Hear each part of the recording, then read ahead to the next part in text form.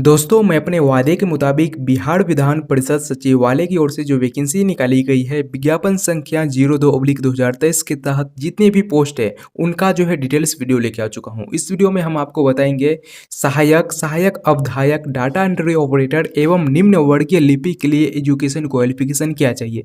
क्योंकि फ्रेंड्स मैंने जो वीडियो बनाया था कुल 25 मिनट का, उस वीडियो में आपके जो है काफ़ी सारे कॉमेंट्स आए कि आखिर इनके लिए एजुकेशन क्वालिफिकेशन क्या चाहिए। एजुकेशन क्वालिफिकेशन को लेकर काफ़ी सारे अभ्यर्थियों को बीच डाउट उत्पन्न हो रही है। क्योंकि देखिए फ्रेंड्स, ये जो वैकेंसी है विज्ञापन संख्या 02/2023 के तहत जितनी भी पोस्ट है ये जो है कंप्यूटर से रिलेटेड है, यानी कंप्यूटर से रिलेटेड ही आपको वर्क करना होता है। तो कंप्यूटर का कौन सा सर्टिफिकेट आपको चाहिए, कौन सा सर्टिफिकेट यहाँ मांगा जा रहा है, ये जो है आप लोगों का सवाल है। तो चलिए इन सभी सवालों को देखते हुए इस वैकेंसी का syllabus, exam pattern, selection process संपूर्ण जानकारी आपको इस वीडियो में देंगे। इससे पहले फ्रेंड्स मैं आपको बता दूं, ये जो हमारा न्यू चैनल है इस चैनल पे भी आप लोग सपोर्ट कीजिए और आपके जो भी सवाल बनते हैं इस वैकेंसी से जुड़ी जरूर सवाल नीचे कमेंट में कीजिएगा, मैं उनका रिप्लाई जो है जरूर दूंगा। तो फ्रेंड्स मैं आपको बता दूं, इनके लिए जो है ऑनलाइन आवेदन शुरू हो चुके हैं। 25 जुलाई 2023 से इनके लिए आवेदन जो है छात्र कर सकते हैं और 21 अगस्त 2023 इनका लास्ट डेट है। अब मैं इनके जो है पोस्ट डिटेल्स बता दूं तो देखिए सबसे पहले मैं बात कर लेता हूं सहायक का।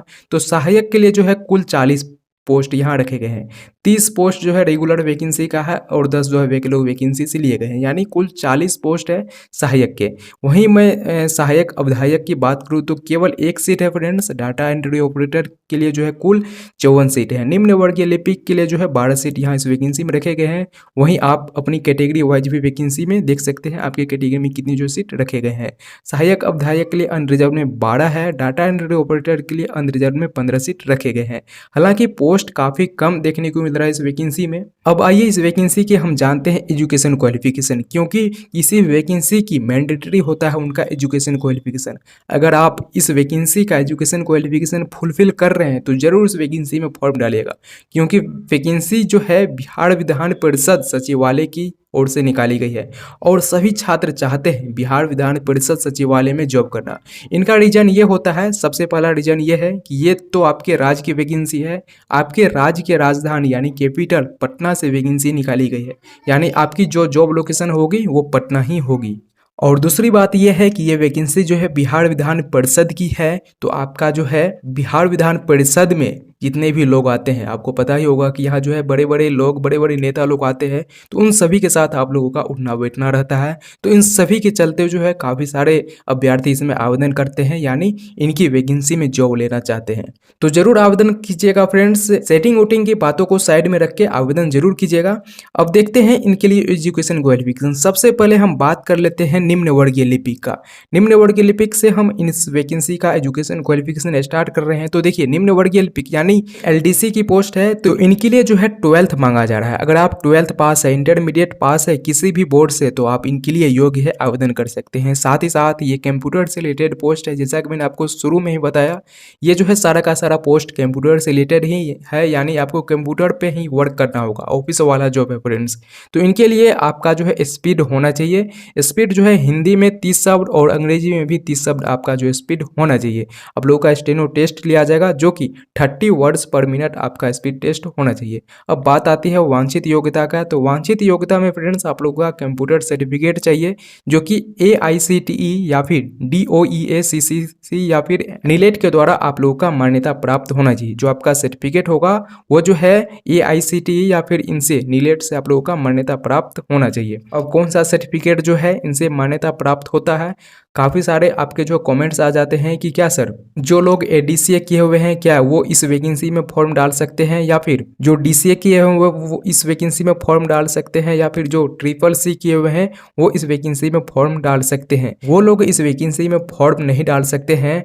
और जो लोग BA BTech किए हुए हैं वो जरूर इस वैकेंसी में फॉर्म डाल सकते हैं, क्योंकि उनकी जो सर्टिफिकेट होती है वो AICTE से मान्यता प्राप्त होती है। लेकिन दूसरी बात आपको ध्यान में ये भी रखना है, ये जो है एक वांछित योग्यता है और ये जो आपका एसेंशियल क्वालिफिकेशन हो गया फ्रेंड्स, ये एसेंशियल क्वालिफिकेशन है और ये जो है आप लोगों की वांछित योग्यता है, जैसा कि यहाँ बताया जा रहा है डिजरेबल क्वालिफिकेशन इनको बोला जाता है। अगर जिन अभ्यर्थियों के पास ये सारा क्वालिफिकेशन होता है उन्हें जो वरीयता दी जाती है, यानी उनका सिलेक्शन का चांस उन सभी अभ्यर्थियों से अधिक होता है। उनका सिलेक्शन पहले हो जाता है। तो डिजरेबल क्वालिफिकेशन यहाँ दिया गया है।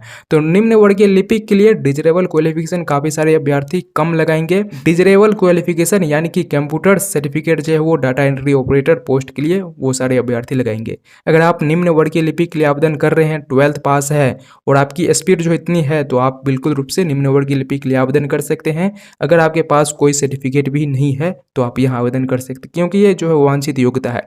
लेकिन जो अभ्यर्थी ये सर्टिफिकेट लगा के आवेदन करेंगे उनका जो है सिलेक्शन हो जाएगा, आपका सिलेक्शन नहीं होगा। तो ये डिपेंड करता है कि आवेदन में कौन अभ्यर्थी जो आवेदन कर रहे हैं। अब बात आती है डाटा एंट्री ऑपरेटर की। तो डाटा एंट्री ऑपरेटर के लिए भी 12th पास होना चाहिए और कंप्यूटर पर 8000 की डिप्रेशन प्रति घंटा की गति होनी चाहिए।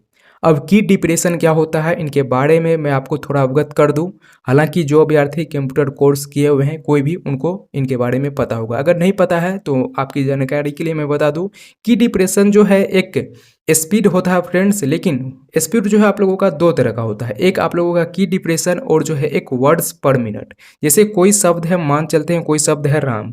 जी हाँ फ्रेंड्स, यहाँ जो आप देखिएगा की कितने हैं, तो की जो है 3 है और वर्ड कितने हैं, तो वर्ड 1 है। तो ये आपका हो गया की डिप्रेशन। अगर आप राम लिख रहे हैं तो आप जो है 3 की प्रेस कर रहे हैं। अगर वहीं आप राम लिख रहे हैं तो आप लोगों का एक वर्ड बन रहा है। तो की डिप्रेशन और स्पीड में यही फ्रेंड्स अंतर होता है। तो आपका जो है 1 घंटा में 8000 की डिप्रेशन होना चाहिए।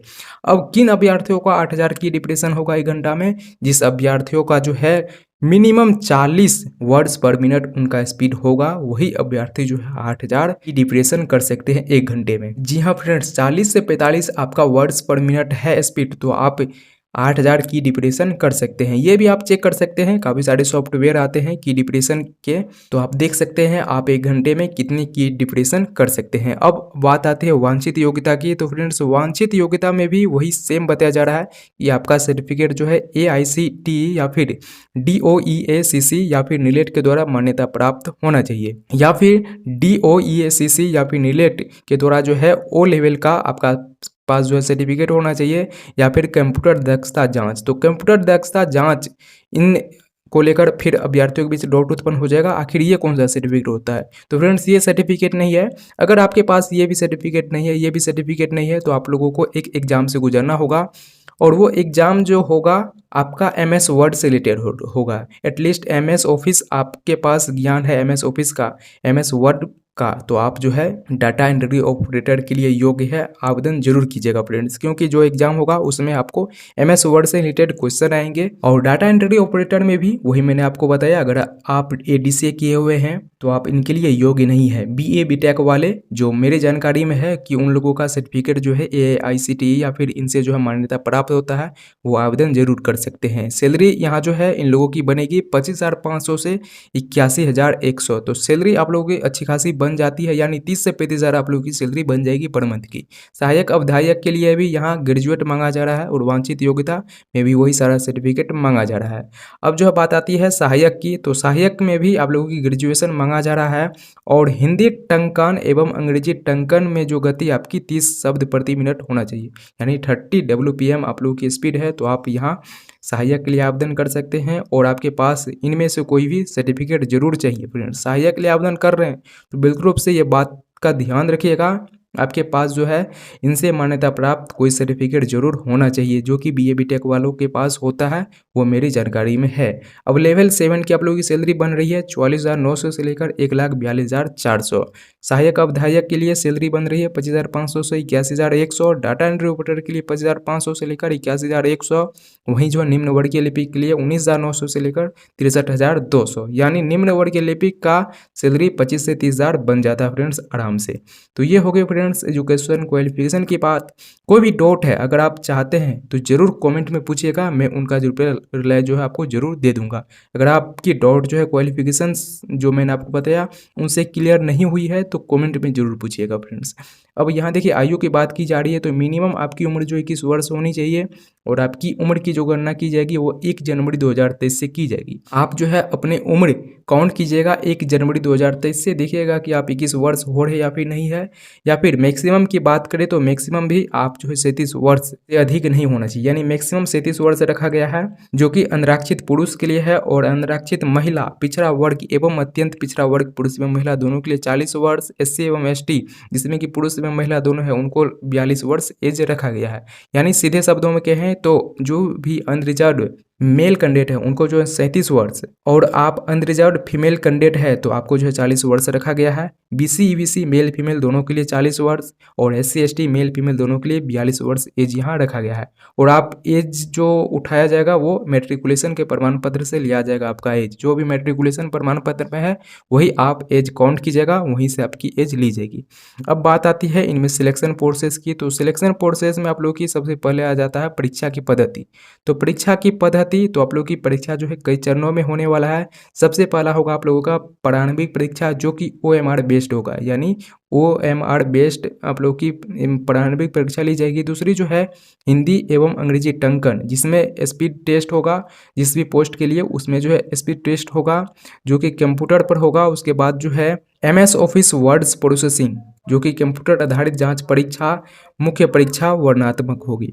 यानी कहने का मतलब है फ्रेंड्स, सबसे पहले आप लोगों को प्रारंभिक परीक्षा से गुजरना होगा। उसके बाद जो है अगर आपके पोस्ट में जो है टेस्ट है तो कहने का मतलब है फ्रेंड्स सबसे पहले आप लोगों को प्रारंभिक परीक्षा से गुजरना होगा। दूसरा जो है आप लोगों का स्पीड टेस्ट होगा और स्पीड टेस्ट में ही आप लोगों का MS ऑफिस वर्ड्स प्रोसेसिंग यानी कंप्यूटर आधारित आप लोगों की परीक्षा होगी। तीसरा जो है मुख्य परीक्षा होगा। अब बात आती है यहाँ देखिए फ्रेंड्स, सर्वप्रथम बताया जा रहा है कि आप लोगों की कंप्यूटर जो प्रारंभिक परीक्षा होगी जिसमें सफल अभ्यर्थियों की हिंदी एवं अंग्रेजी टंकन जांच परीक्षा तथा MS ऑफिस वर्ड्स प्रोसेसिंग जांच परीक्षा ली जाएगी। अगर आप प्रारंभिक परीक्षा में सफल हो जाते हैं उसके बाद आप लोगों की यहाँ स्पीड टेस्ट लिया जाएगा और MS ऑफिस में आप लोगों की एग्जाम ली जाएगी।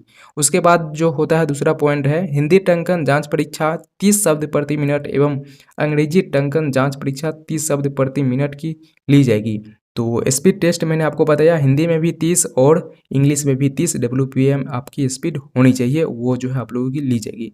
अब यहाँ और भी कई सारी जानकारी दी गई है, अगर आप पढ़ना चाहे तो पढ़ सकते हैं। मेधा सूची के बारे में बताया जा रहा है। अब यहाँ फ्रेंड्स सिलेबस के बारे में बताया जा रहा है। जो आप लोगों का प्रारंभिक परीक्षा होगा उसमें आप लोगों का क्या सिलेबस रहेगा यहाँ देखिए फ्रेंड्स बताया जा रहा है। तो आप लोगों का यहाँ चरण बताया जा रहा है, कौन कौन चरण से आप गुजरेंगे। उसके बाद यहाँ सिलेबस बताया जा रहा है, यानी एग्जाम पैटर्न है। तो सहायक अवधायक पदों पर सीधी भर्ती हेतु 50 अंकों की हिंदी में तथा 50 अंकों की अंग्रेजी में कुल 100 अंकों की 1 घंटा की MS ऑफिस वर्ड्स प्रोसेसिंग जांच परीक्षा ली जाएगी। MS ऑफिस वर्ड्स प्रोसेसिंग जांच परीक्षा के माध्यम से परीक्षार्थियों का चयन मुख्य परीक्षा हेतु किया जाएगा। सहायक अवधायक के पदों पर सीधी भर्ती हेतु ली जाने वाली मुख्य परीक्षा 2 पात्रों में ली जाएगी जो वर्णनात्मक होगी। डाटा एंट्री ऑपरेटर के बारे में यहाँ फ्रेंड्स बताया जा रहा है, तो सेम प्रोसेस यहाँ भी है। उसके बाद देखिए हिंदी टंकन जांच परीक्षा 30 शब्द प्रति मिनट यहाँ बताया जा रहा है। डाटा एंट्री ऑपरेटर के पदों पर सीधी भर्ती हेतु 50 अंकों की हिंदी में तथा 50 अंकों की अंग्रेजी में कुल 100 अंकों की होगी। उसमें भी इसमें फ्रेंड्स सेम यही बात कही जा रही है, मेधा सूची बारे में बताया जा रहा है। अब बात आती है यहाँ जो LDC पोस्ट है उनके बारे में, तो आप पढ़ सकते हैं फ्रेंड्स। प्रारंभिक परीक्षा के बारे में यहाँ बताया जा रहा है। तो देखिए प्रारंभिक परीक्षा के सभी प्रश्न वस्तुनिष्ठ प्रकृति के बहुविकल्पीय होंगे। प्रत्येक प्रश्न हेतु उत्तर के लिए दिए गए विकल्पों में से किसी एक का चयन करना होगा। प्रारंभिक परीक्षा की अवधि 2 घंटे की होगी और कुल 100 प्रश्न पूछे जाएंगे। प्रारंभिक परीक्षा 400 अंकों की होगी। प्रत्येक सही उत्तर के लिए 4 अंक प्रदान किए जाएंगे तथा प्रत्येक गलत उत्तर के लिए 1 अंक की कटौती की जाएगी। 1/4 आप लोग की मार्किंग यहाँ रखी गई है। उसके बाद बताया जा रहा है कि प्रारंभिक परीक्षा में भाषा का माध्यम हिंदी एवं अंग्रेजी दोनों होगा। यदि हिंदी एवं अंग्रेजी के प्रश्नों में कोई भिन्नता होगी तो अंग्रेजी के प्रश्न ही मान्य होंगे। परीक्षा जो प्रारंभिक परीक्षा होगी उनमें निम्नांकित विषय होंगे। सामान्य अध्ययन से 40, उसके बाद सामान्य विज्ञान एवं गणित से जो है 30 प्रश्नों की संख्या रहेगी और मानसिक क्षमता जांच एवं तार्किक विचार से जो आप लोग की 30 क्वेश्चन यहाँ बनने वाले हैं। इसी प्रकार से और भी यहाँ जो है कई सारी जानकारी दी गई है। फ्रेंड्स पढ़ना चाहे तो बिल्कुल रूप से जरूर पढ़ लीजिएगा। प्रारंभिक परीक्षा का पाठ्यक्रम यहाँ बताया जा रहा है, वो जो आपको मैंने अभी बताया वो एग्जाम पैटर्न आप लोगों का हो गया। अब यहाँ पाठ्यक्रम यानी कौन से सब्जेक्ट से आपको क्वेश्चन मिलेंगे, कौन से टॉपिक से क्वेश्चन मिलेंगे, यहाँ जो है फुल डिटेल्स में बताया जा रहा है। तो आप इस वैकेंसी के लिए फ्रेंड्स आवेदन कर रहे हैं तो अपनी तैयारी में भी ज़रूर लग जाइएगा और सिलेबस ज़रूर देख लीजिएगा, आखिर आपको कौन कौन से टॉपिक कौन कौन से सब्जेक्ट पढ़ने होंगे। अब यहाँ मुख्य परीक्षा का पाठ्यक्रम एवं जो है एग्जाम पैटर्न बताया जा रहा है, तो ज़रूर इस सब को एक बार ज़रूर ध्यानपूर्वक पढ़ लीजिएगा फ्रेंड्स। परीक्षा शुल्क की बात की जा रही है तो यहाँ देखिए एससी एवं एसटी के लिए 600 रुपये लगने वाले हैं और बिहार राज्य के अस्थायी निवासी जिसमें कि आरक्षित और अनारक्षित वर्ग की महिला के लिए 600 रुपये और बिहार राज्य के 40% या उससे अधिक दिव्यांग अभ्यर्थियों के लिए 600 रुपये, बिहार राज्य के अन्य कोटि के अभ्यर्थियों एवं अन्य राज्यों के सभी कोटि के अभ्यर्थियों के लिए 1200 रुपये यहाँ जो है एप्लीकेशन फ़ी लगने वाले हैं फ्रेंड्स। तो एप्लीकेशन फ़ी को ध्यान में रखिएगा। और भी कोई अगर आपके पास जानकारी जानना चाहते हैं तो नीचे कमेंट में पूछ लीजिएगा, मैं उनका जो रिप्लाई आपको जरूर दे दूंगा। तो चलिए फ्रेंड्स फिलहाल इस वीडियो में बस इतना ही। मिलता अगली वीडियो में न्यू अपडेट के साथ। आवेदन जरूर कीजिएगा अगर आप इनकी एजुकेशन क्वालिफिकेशन फुलफिल करते हैं तो।